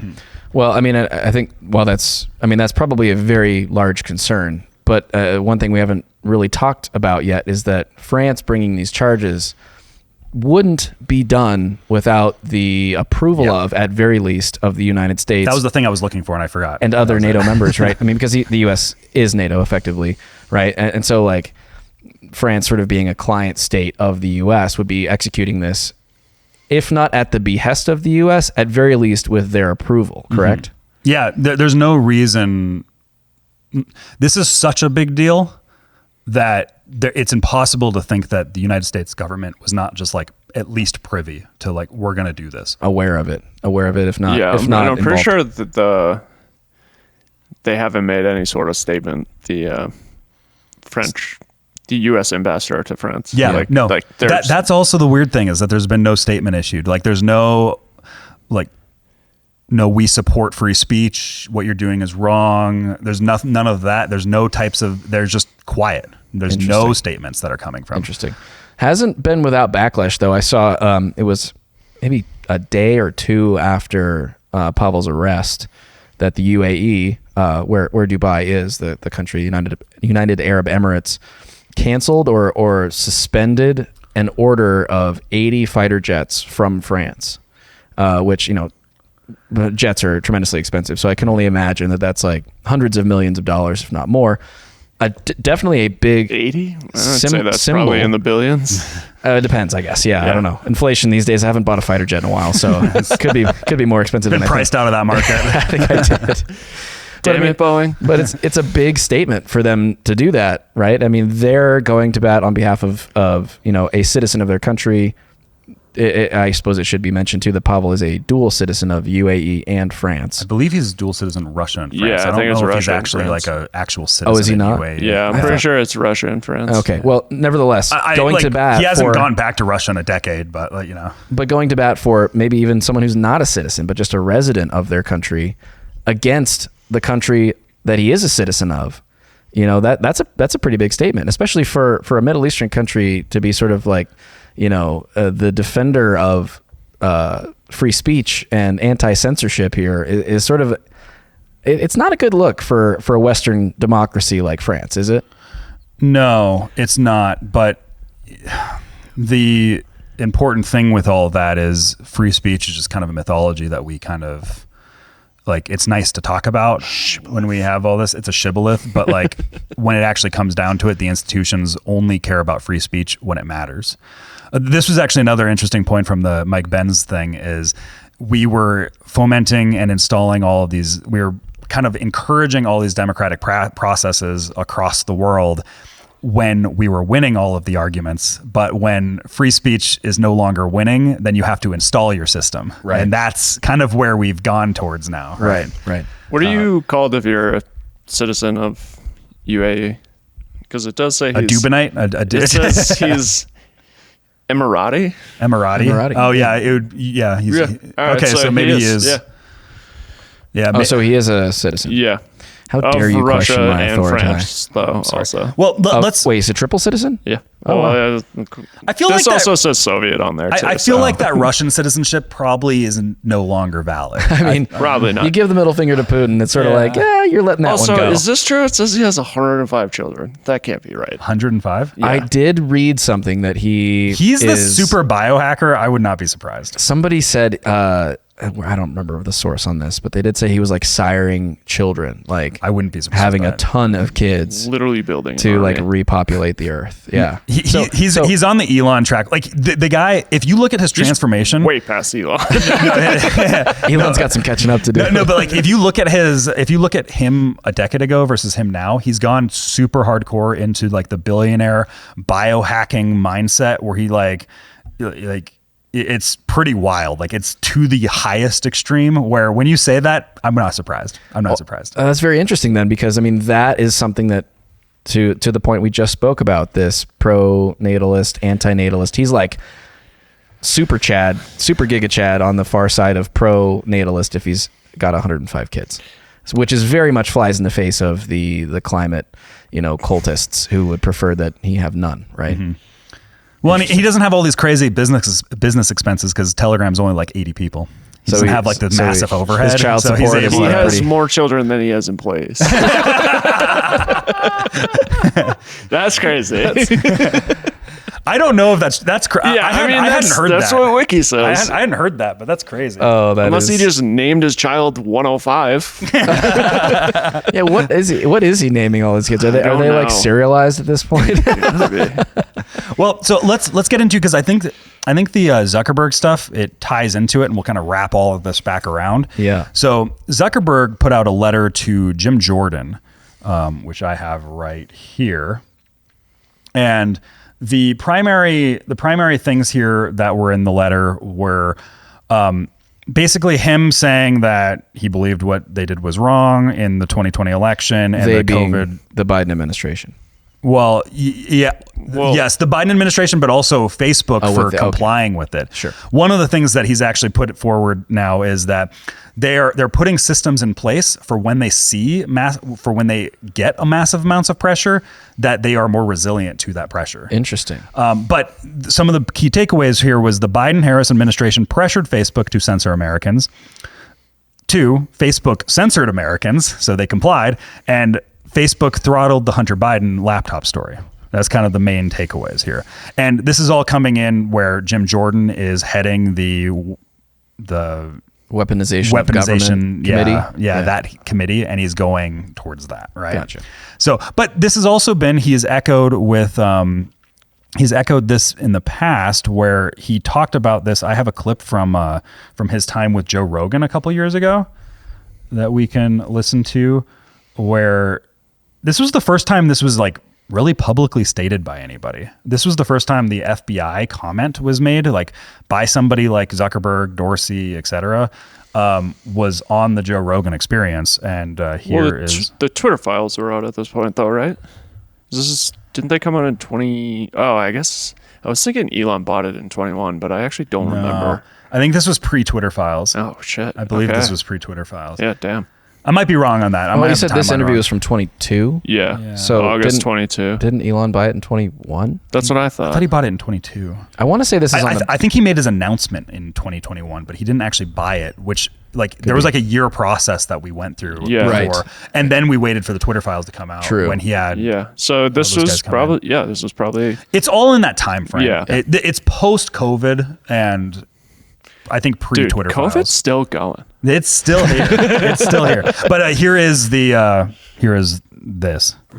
How do you guys handle things when they're a big news item that's controversial? Like there was a lot of attention on Twitter during the election because of the Hunter Biden laptop story. The New York we Post. had that too. Yeah, so you guys censored that as well? So we took a different path than Twitter. Basically the background here is the FBI, I think, basically came to us, some folks on our team, and was like, hey, just so you know, like you should be on high alert. We thought that there was a lot of Russian propaganda in the 2016 election. We have it on notice that basically there's about to be some kind of dump of that's similar to that. So just be vigilant. So our protocol is different from Twitter's. What Twitter did is they said you can't share this at all. We didn't do that. What we do is we have, if something is reported to us as potentially misinformation, important misinformation, we also have this third-party fact-checking program because we don't want to be deciding what's true and false. And for I think it was 5 or 7 days when it was basically being determined whether it was false, the distribution on Facebook was decreased, but people were still allowed to share it. So you could still share it, you could still consume it. So when you say the distribution is decreased, it got shared. How does that work? It basically, the ranking in newsfeed was a little bit less. So fewer people saw it than would have otherwise. So it definitely... By what percentage? I don't know off the top of my head, but it's meaningful. But basically a lot of people were still able to share it. We got a lot of complaints that was the case. Obviously this is a hyper political issue. So depending on what side of the political spectrum, you either think we didn't censor it enough or censored it way too much. But we weren't sort of as black and white about it as Twitter. We just kind of thought, hey, look, if the FBI, which I still view as a legitimate institution in this country, it's like very professional law enforcement, they come to us and tell us that we need to be on guard about something, then I want to take that seriously. Did they specifically say you need to be on guard about that story? No, I don't remember if it was that specifically, but it basically fit the pattern. So we had him talking about the FBI involvement and coming to them and kind of pressuring them and be like, well, I believe that they're a good institution, which is the political speak that you put around that when you're getting shaken down by the FBI. Right. What was the piece that was mentioned about Zuck not having the personal net worth resilience that Elon has? I'll pull that right as a billionaire, which is sort of a silly thing to be thinking about, classifying billionaires as being more or less resilient because you have one less digit. He's a double-digit billionaire. Well, here we'll this is pulled from the Mike Benz clip here, but people forget that Facebook experienced massive boycotts in 2019 prior to COVID. Why? Hate speech. Yeah, well, it was like 60 boycotts by whom? Advertisers? It was the ADL. And, sure. And go yourself. Is that clear? Because of anti-Semitism and racism and gotcha. all So that stuff, they were. right? It was advertisers saying under the pressure potentially of other organizations put forward by actually. Let's let Mike Benz explain it because that's actually what this clip is here. So I won't take the words out of his mouth, so people can kind of remember that this happened. Elon, getting back to Elon's uniqueness. So for a couple of things, as a triple-digit billionaire, he may be more insulated from these kinds of whole of society encirclement economic pressure tactics that someone like Mark Zuckerberg or Jack Dorsey had tolerance for. They were only double-digit billionaires, or Zuckerberg. Whereas as a triple-digit billionaire, that actually may be robust enough to resist that. Getting back to this Mark Zuckerberg letter, in 2019, Mark Zuckerberg was making public speeches saying that he thought censorship had gone too far on Facebook. That was 2019. I remember. But then he got hit with a very interesting boycott that was called #ChangeTheTerms. And it basically was economically coercing Facebook to change the terms of its terms of service, effectively to ban Trump supporters and Brexit supporters and anyone in Europe who was supporting a right-wing populist party there. And Facebook lost $60 billion in market cap in 48 hours under this boycott. And so Facebook folded like a lawn chair and gave them everything they asked for because $60 billion was enough to break Zuckerberg's back. At the same time, there's who paid for change the terms? Oh, that's how many hours do you have? How about 60 seconds? Just bottom line it for us. I mean, nominally, it was the ADL and color of change under this kind of hate speech idea, but it was joined by dozens of USAID funded, US State Department funded NGOs, civil society institutions who were all creating the base of that. So nominally you had these, ADL color of change, and it's about hate speech on social media, but the buffering substructure for it were all these US government intermediaries. And you have this issue where, what they said was hate speech, but they, as part of the Change the Terms campaign, anyone who criticized open borders was considered to be doing, hate speech against Hispanics because of, the disproportionate impact on that. And So, and that's the way to think about all this stuff. Is we've talked about this in the past, where you have these kind of little grassroots movements, we could call them quote unquote astroturf grassroots movements, that come in through these organizations. But the baseline underneath them is usually these NGOs that get all sorts of intelligence funding from like DARPA or whatever, State Department funding, and then they start to move, and then they get to Facebook to change their terms of service, and they get people embedded into Facebook, and it turns into this thing. And this is prior to 2020, because a lot of people, this will be my daily quota of ragging on libertarians for you, Bennett. Because I remember this time period where this was an area where I was talking with like professional libertarians and like professional political people about this stuff, and I'm always just like, private company can do what it wants. Like that's always the response that I got. And this is prior to Twitter files. Like nobody cared about this until the Twitter files came out, and it was like, oh, it turns out the CIA was involved in these things, right? It was like, no, this was clear back then if you were paying attention to it, but everybody was trapped in this mindset of like, well, private company can do what it wants, right? But when it turns into it is like, this is where, and now we're at the point that we're at now, right? It's one of those infuriating things when you look back on those times where everybody was so blind to this, but it was so clear if you actually just paid an ounce of attention to it. As everybody, as major influencers were getting canned off of the platform, and then once 2020 happened, you just had wide sweeping bans, which is where I got caught up into it, right? Well, so now we've got the old clip from Zuck on Rogan talking about that happening, after it happened. We've got this letter coming out from him now, very interestingly timed, and I don't know if there's any correlation here, but it's coming out right as Pavel Durov is being arrested for not censoring. What is this? Does this indicate anything about like what Zuckerberg is thinking? Is he positioning himself for something? Like what's happening here? I think he's positioning himself to some degree where I think he's becoming more fearful of the blob. I actually think that some of this is out of fear. There's also an element too of allegedly Trump has a book coming out next month, and allegedly in it he has threatened Zuckerberg that if he interferes with the election in any capacity, that he will be seeing life in prison. Them's fighting words. Those are fighting words. I don't know if that's true. It's allegedly in this book. People have leaked that. Yada yada. Well, and we've also been seeing Prove it. Yeah, right. We've been seeing this like steady progression of different messaging around Mark Zuckerberg recently, and we've commented on it on this show in the past, where he's gotten very much into mixed martial arts. He's got a Gen Z haircut. Has a Gen Z haircut, rocking the broccoli. I don't know, but he's sort of been, and I don't know how much this is curated by him or if this is organic, right? He's sort of been shifting his public persona to what would look like the cultural right to an extent. And so is this a part of him kind of continuing to pivot away from his prior allegiance with the Democratic Party? Well, kind of what we were saying before. It's like, it's not necessarily left and right anymore. It's like, I guess that way. Like he's kind of going with everyone else.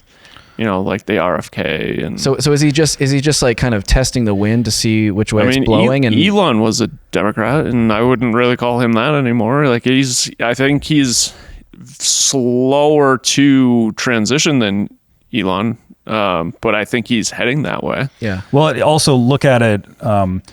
So the 2019 thing, Facebook lost $60 billion in market cap. Zuckerberg spent $400 million last election. So pretty big difference. Right? True. But he's also said he's not going to be supporting anyone electorally. But what I'm kind of suggesting there is that Facebook has a certain reliance on the blob, or it has had a reliance on the blob, and now he's hedging his bets in a lot of ways, where he's playing a much more neutral standpoint. He's like, if Trump gets in, that's scary if I am too much on this one side, and if Trump doesn't get in, it's scary if I didn't throw some sort of winks and nods to the State Department, because when it comes down to it, right now you have in Europe, you have this Digital Privacy Act that's being spread throughout the EU, which is a massive limiting factor on a lot of these social media companies and just the internet as a whole. And if you are running a global empire of social media network via X or Meta or whatever, you do have some semblance of a reliance on the United States government to put pressure on the European Union to not put in things that are going to be detrimental to 500 million people that are your users. Yeah. Right. Well, so that are going to make you pull out of those countries. Right. Right. Which right now, France is one of those ones where a lot of companies have had to pull out. Right. Like X has threatened to pull out of there because of their problems, and Rumble is completely out of it. Right. Because they're requiring social media companies to censor user speech. Yep. Right. And this you're referencing something that Mike Benz talks about, where Facebook is reliant on the State Department to prevent the EU from instituting this new rule because it would completely decimate their business. And did I say X? I meant Meta, but all social media companies are reliant on that user base because it is such a large component of the global user base of these platforms.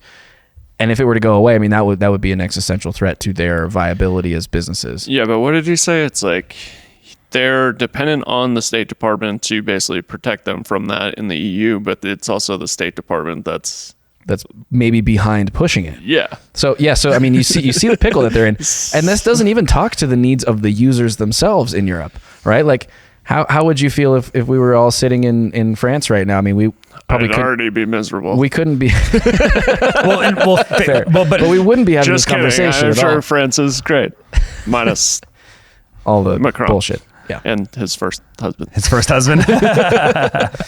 Oh gosh. All right. Anyways, I'm really good at derailing conversations. You really are doing a good job. Okay, so I mean, but very interesting timing that all this is occurring. Yeah, I'm gonna go on a tangent here. Do you think so? You think Zuckerberg probably doesn't come out and endorse Trump before the election? No, he's going to take a neutral standpoint. Because he has to. Which a neutral standpoint is kind of like endorsing him in this environment. Well, and he's probably feeling a bit of, I wouldn't say pressure, maybe pressure, but maybe cover from the rest of the tech elite that seem to be sort of rallying around the Trump campaign right now. Mm-hmm. Maybe he's seeing that is in the zeitgeist within his social circles, and so he's feeling more comfortable, or maybe the necessity to move a little bit more that direction. What was the 400 million to specifically? That was through the Zuckerberg Chan Foundation or something like that. Is there a nonprofit? Was it like to the DNC? It was like grant programs in states to aid with their election rule changes and to encourage certain election rule changes for the sake of COVID. Well, they specifically funded a tremendous number of ballot boxes, mail-in ballot stations, so people could put their ballots in remotely, which I think is perceived by a lot of people on the right as going in favor of the Democrats because it effectively would aid their ability. It was primarily in like urban, traditionally Democrat spots, which had the biggest effect of it, which is often how political campaigning works actually is when you're doing widespread kind of messaging campaigns, you still target like specific groups where it's like, okay, you might get especially with like get out the vote effort type of stuff. You're like, okay, we might get some people for the other side, but en masse, the percentage that we're hitting with this particular effort is going to be our direction. We're going to universities. We're going to music festivals. We're doing things where predominantly left-leaning voters are going to be. I think him not giving that is kind of a hit for Democrats. Not giving $400 million is a crazy. Yeah, it's a crazy hit. Like that's like I don't know. That's definitely feels more than him like being neutral. Mm-hmm. I'm sure they view it that way also. Well, yes, but I think the question is, though, what are the lasting ramifications of that $400 million donation from the last election cycle that is still going to have an impact this time?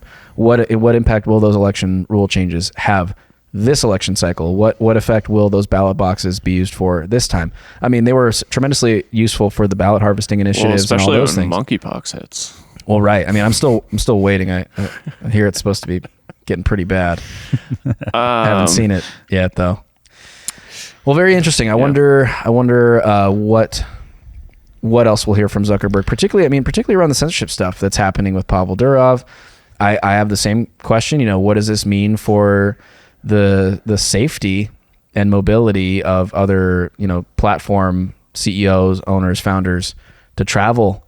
Right? Do they need to now be concerned that if they land for gas somewhere, they're gonna be arrested? Well, wasn't we talked about this 2 weeks ago with the stuff in the UK? Or is Elon in trouble there, or is that just? I don't know about the UK. Probably they were. That's what I mean. They're Europeans. So. Yeah, but I thought it was like that. Maybe we just used him as an example, but it was like imagine the UK calling. The State Department and them asking Texas to basically extradite Elon to the UK. Yeah, totally. But he's also in trouble in Brazil. Right. Well, and that raises a question. I do have 2 short clips from the Mike Benz appearance on Tucker where there is a question of, is Elon a threat to this overall system?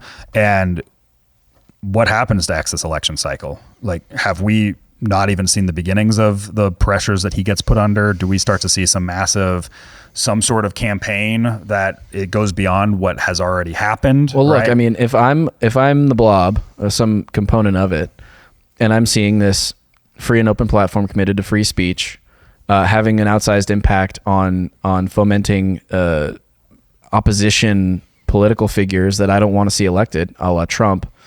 And then this whole like new coalition of political dissidents, sort of coalescing around that. I'm looking at that and going, this is the number one threat that faces my power. That's an existential threat to me as the blob.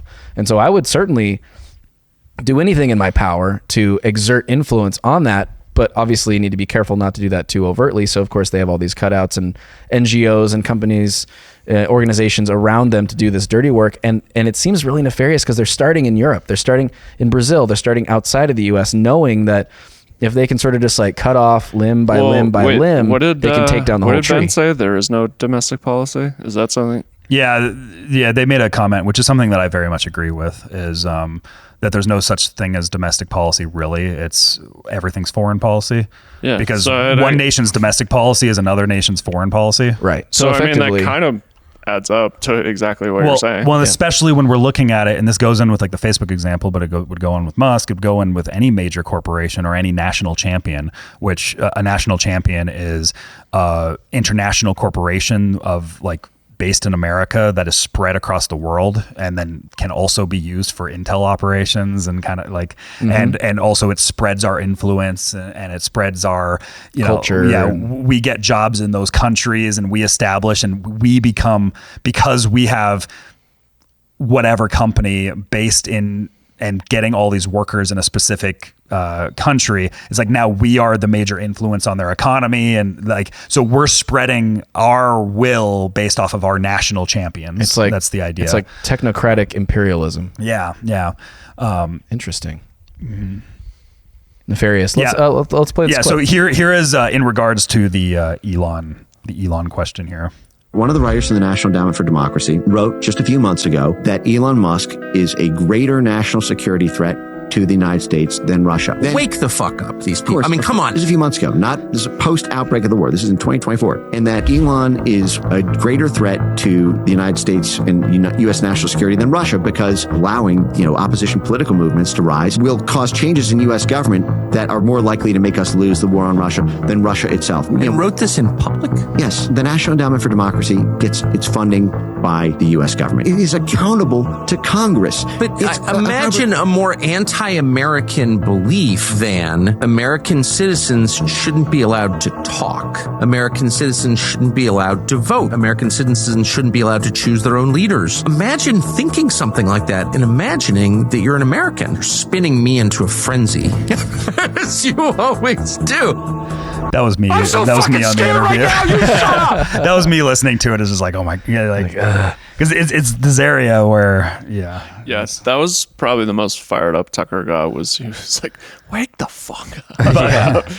But then there comes the next clip here, which is much more of what is going to happen to X, which I think goes even a little bit deeper here. So let me just ask one last question, okay? Once again, do you think that X will stay open through the election? Stay open in the U.S., yes. But the State Department is coercing foreign governments to shut down X operations around the world until X censors everyone the State Department wants censored. Take the EU Digital Services Act, which I've been screaming for years now, is the number one existential threat to Elon and to X. This is a law. This is this new just came into effect in the EU after years of pressure from NATO for the EU to advance this, which goes beyond the typical European hate speech laws and creates a new sort of category for disinformation, which requires all social media platforms to do disinformation compliance. And the U.S. censorship industry, they did a conference. There was a big 150-page sort of consensus memo that hundreds of these people all sort of co-signed, and then they did a launch event where they all talked about it on a live stream afterwards. And in that live stream, they said that they would be in a full-blown panic because of Elon Musk losing X and Elon's policies, getting rid of all the censorship provisions they had, because 2024 has more elections than any year in world history. I think it's something like 65 elections or 80, all happening all over the world. So the State Department's control is at risk in 65 to 85 different countries in the calendar year 2024. And they said that we'd be in full-blown panic, but we can panic responsibly because we have basically a trick up our sleeve. And these are U.S. censorship professionals, many of them paid by the U.S. government through grants. And what they are, State Department grants, and what they said is, the trick up our sleeve is that we have the EU Digital Services Act, and that will force Elon to rehire all of the fired censors, and it will force him to basically restaff the censorship apparatus unless he's going to lose X's participation in all of the EU, because that imposes a 6% global revenue fine for anyone who doesn't comply.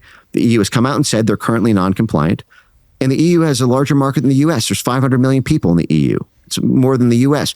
If X is kicked out of the EU, they are no longer a global platform. It's absolutely existential.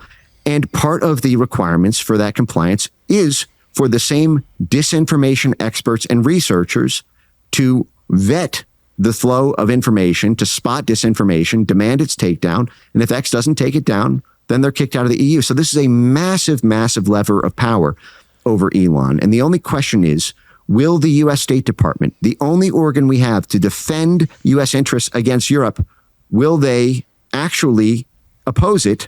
The problem is, as you're hearing me say, they're the ones who have been organizing these censorship provisions to begin with. So the only people that we have to be able to defend us from the threat were the people who organized it in the first place. Fucking sick. Damn. Is Elon going to make it? Probably shouldn't fly to France. Probably shouldn't. Or anywhere in the EU probably at this point. Because it sounds like, France is the one. UK. Or anywhere. Yeah. Just stay in Texas, Elon. Yeah. Just stay in Texas. Don't leave. Just stay in Texas. That's the thing, is because we have the censorship industrial complex is largely fomented out of intelligence operations through all these like CIA front groups, with all of these funding mechanisms that come in from this place, and they fund in through universities and all these things.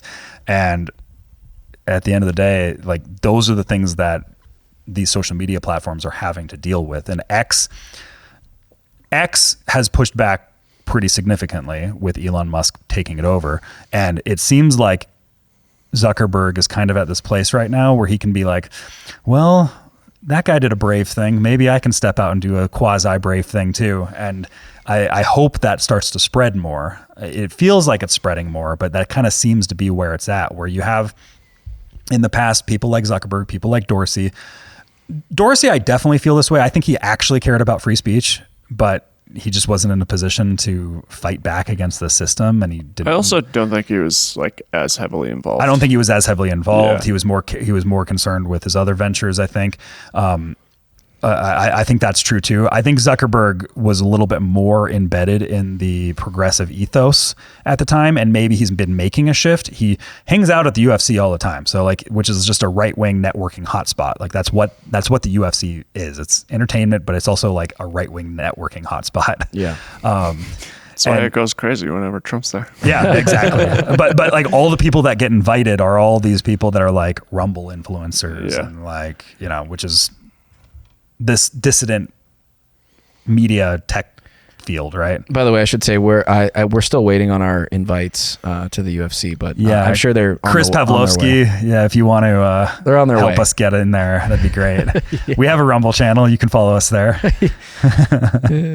better update it. No, but it's true. I mean, you're exactly right. I mean, he's sort of been repositioning himself. Zuckerberg has, and I mean, we'll see. It'll really prove out like where his allegiances actually lie, I think.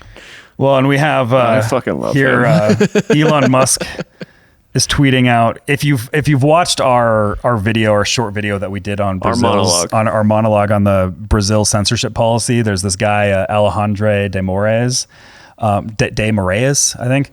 And he's like a high judge in Brazil who's been a thorn in the neck for all social media companies. But Elon's basically been going to war with him. And he tweeted out yesterday, "One day, Alexandre, this picture of you in prison will be real. Mark my words." So is it just me, or has the rhetoric really taken a step up with like Trump threatening Zuck with life in prison and Elon threatening this guy? Well, this guy threatened to put all of Elon's employees in jail. Well, absolutely. I think that he has every right here. Yeah, I'm not saying he doesn't, but I'm noting. Yeah, I do recommend people go and check out the monologue we did, and maybe we can throw the link in the show notes. We'll throw the link in the show notes. Put it in the end card too. Yes. Yeah, it's it just seems like it's getting spicier, and I have to imagine it's only going to continue to escalate as we get closer to election day. It feels like how I felt in 2020, actually, quite a bit, where you started to watch the machine come alive in the last months. And you had to like really be paying attention. Otherwise, you're kind of like, oh, it was a weird thing that happened there. Oh, it's just probably because of COVID or whatever. Like that's how a lot of people were in 2020. But I think people are a little bit more aware of it right now. Is remember there is no such thing as domestic policy. Everything's foreign policy, right? Our foreign policy is to foment coups and to reshape other people's governments all the time. And we should be very wary of those things happening here as well. Well, right? I'll tell you what. Well, it did happen. There was a coup that did occur. It seemed like there was a coup. Well, so far, it was a quick switch. It was a quick switch, as Gavin Newsom called it. Yes. Grassroots, bottom up. Yes. I have to say, I mean, so yeah, the better part of Bozeman lost power last night, and my first thought was like, oh, here comes the cyber attack. I thought it was just my house, and then I looked out in the neighborhood and everything was black, and I was like, oh, wow. Yeah. So I'm certainly on a bit of a razor's edge at the moment. I just like that Elon's trying to fight all these South American people. Didn't he have the thing with the Venezuelan president like a month ago? Delula, yeah, he like challenged him to a UFC fight. Yeah, basically. That's like Elon's like new thing. He's just like, I'm gonna fight you. He's also challenged Zuckerberg. Well, and here's another important thing too with just the social media censorship apparatus is their control over the internet got very they became very concerned with it over the last decade, because we watched the Philippine election, where, remember, the guy that got elected was like, oh, he was not supposed to be the guy. He's like this right-wing populist figure. They're really concerned with right-wing populism. Rothbard was right about that. Like right-wing populism is the threat that the establishment really is concerned about. They don't care that much about left-wing populism. Well, because that's still under their auspices. They can still kind of maneuver with it. But they can manipulate them as like, hey, we're for gay rights now. They can manipulate that, where right wing is a little bit more scary to them. You had Brexit. You had Donald Trump getting elected. You had Bolsonaro in Brazil getting elected. You had Modi in India getting elected. Le Pen, like all of this stuff, all of these massive, Italy now is another kind of right-wing populist figure, the woman in Italy. And so you have all these things happening one after another. And there's like, oh my God, this is a threat to democracy. People are electing the people that they want. That's a threat to democracy, right? How dare you? You just can't, you couldn't make it up. It's ludicrous. It's ludicrous. Isn't France's election soon too? What's going on with them?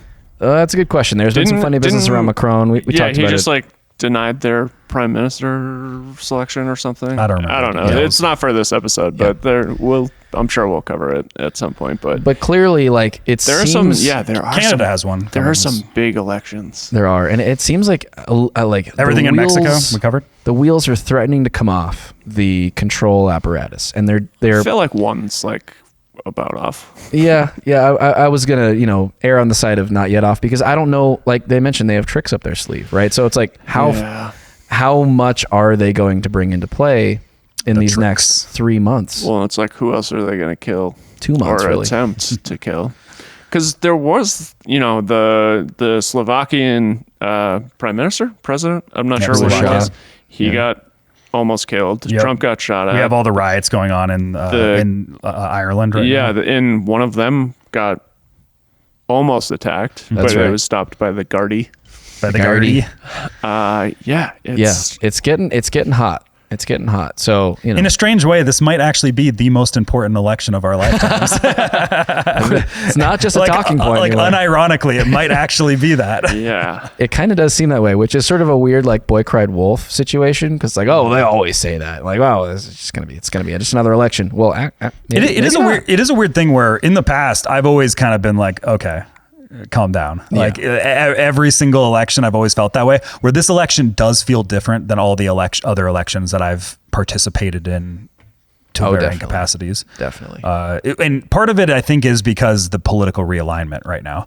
Like there hasn't been a major political realignment that's happened. And this year, the political realignment seems very real. Yes. And that is why I think that this election is more important than other ones. Yeah. It seems to indicate that instead of just us sitting around this table saying, oh, it seems weird, it seems crazy, the censorship machine is running overtime. Now there are like prominent political figures making seismic moves that we would have never expected in our lifetimes, lending more like fuel to the fire, the idea that maybe this one is a little bit different. When was the last major political realignment? Cold War, that type of stuff. The right wing completely changed. Okay. During the Cold War? Back in like the 60s and stuff like that. Yeah. Like I wouldn't say it was like a specific election, but the right wing was one thing and became a different thing at that time period. Like, it feels like historically, the left wing was one thing and became a totally different thing. Well, and historically, we actually call the right wing prior to that the old right. Yeah. Because it became the neocon takeover of the Republican Party was very pervasive. That happened, and it was, you had all these Trotskyites come in and basically completely take over and really commit the right wing towards this war hawkish nature that they have been in for the last several decades until recently. And so this seems like sort of the taking back of that. It's like a resurgence of the old right from the neocons. Yeah. Which, lends even more credence to what RFK said about, preventing this coalition of corporate neocon power to kind of cement our imperialist foreign policy. Yeah, which is why, like I mentioned an episode or two ago, I felt like we were moving into this period where it feels like whatever this new big tent is, we're having our progressive moment, like in the way that history looks back on the 1890 to 1920 era as the progressive era, where it was kind of the baseline framework for the 20th century. I feel like we're moving into that right now, where we're building this new framework, which is going to be the major framework that is the 21st century. That like in 100 years ago from now, they're going to be looking back at a 2020 time frame and being like, oh, there was all that important historical figure, and that was a big thinker in that moment. And in the same way that we do in the progressive era, where we're like, oh, it was Jonathan Dewey and Woodrow Wilson and all these people that are looked back, and Teddy Roosevelt as major figures, but also then the thinkers underlying them. So since we've been talking, there have been some pretty significant developments in Elon Musk's saga in Brazil against this radical judge. It's gone so far as to start impacting Starlink now as well. So in the skiff today, we're going to be talking about that and how far the deep state might be willing to go to secure the integrity of this election. So if you're not a skiff member, go to humanreactionpod.com to find out how to become one so you can join us on that conversation. All right. Well, thank you guys so much for a great conversation today. And thank you guys for tuning in. It's been Human Reaction for our David Stunt Double Bennett, normally behind the buttons. Thank you for making your first appearance on camera in public. Still technically behind the buttons, but in front of the camera. Kyle Mack, to our friend David, who is still on vacation, you lucky bastard. At Epstein's Island. He's been there quite a while, actually. Should we be getting concerned? He says he's back next week, but I don't know. We'll see about that, and so will you next week. Thanks so much, guys. We'll see you next week. Thanks for tuning in to Human Reaction. Please be sure to like, follow, subscribe, and give us a review on your podcast platform of choice. And if you want to become a member and support the show financially, check out humanreactionpod.com. And remember, he doesn't have like the massive overhead. His child support he has more children than he has employees.